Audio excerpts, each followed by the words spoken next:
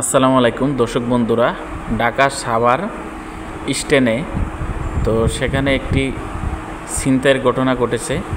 এই যে দুটি মহিলা ছিনতাই করেছে।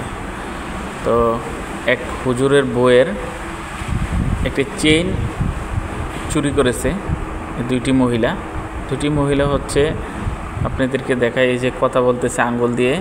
আরেকটা হচ্ছে ওই যে একটু, এই যে এই মহিলাটা একটু মাস্ক পরে আছে, এই যে মাস্ক পরে রয়েছে, এই মহিলাটা চুরি করছে।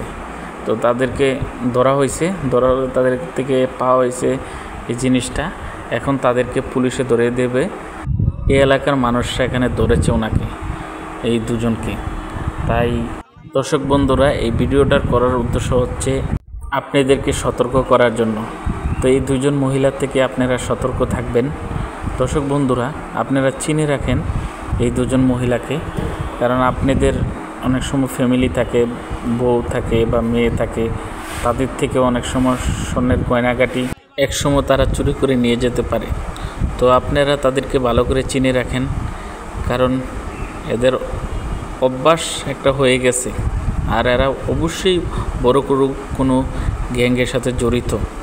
এই মহিলাগুলো আজকে বলা যাচ্ছে না, কারণ এই মহিলাদেরকে দেখলে মনে হয় সাধারণ মহিলা, কিন্তু এরা যেভাবে চুরি করে কেউ বুঝতে পারবে। মানুষকে সতর্ক করার জন্য এই ভিডিওটা শেয়ার করে দিবেন।